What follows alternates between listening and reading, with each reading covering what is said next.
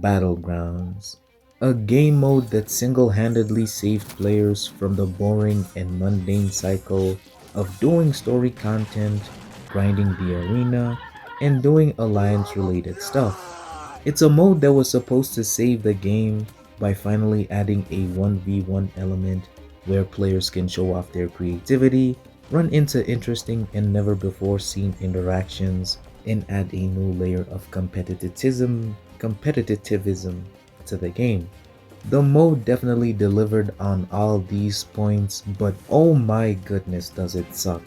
A wise, weird champion loving man once said that MCOC as a whole has way too many problems, such as AI not cooperating properly, intercepts kinda not working here and there, and overall just a lot of bugs that can affect the combat experience. Now when we take all of these problems into account and put them in a 1v1 game mode that only rewards you when you win, well, we can only expect chaos as well as some crash outs along the way.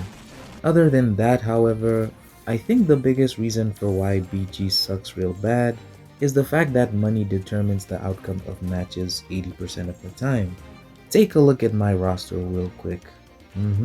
Now tell me if I have a chance at beating this. It's like every time there's a spinning event, the gap between free to play and pay to win just keeps getting bigger and bigger. And the reason why it's so notable now than it was before is the simple fact that 7-star rank 4s exist.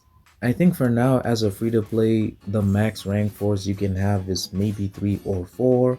But if you spend just a couple of bucks, a light 180,000 US, you might even have 10 of them. Now just to clarify, I'm not blaming anyone for spending money on the game. If you enjoy it and want to keep supporting the devs, then it's fine, I pretty much understand.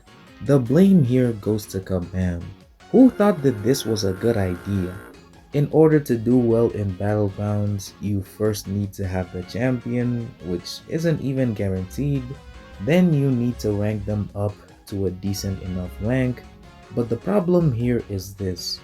The size of a BG's deck is 30, so you need to pull and rank up 30 different good champions, otherwise you're pretty much cooked.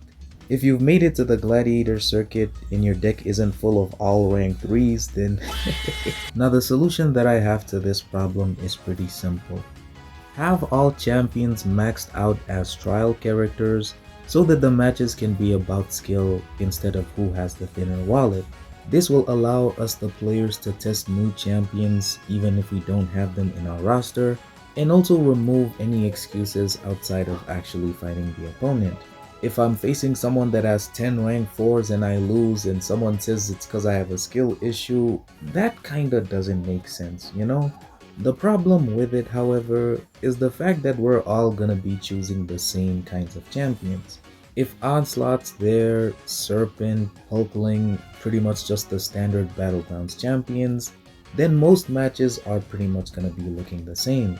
You'll be able to use a rank 4 Sauron for example, but who wants to use him when you have Jean Grey, right? And so the solution isn't really... I guess it's a pick your poison kind of thing.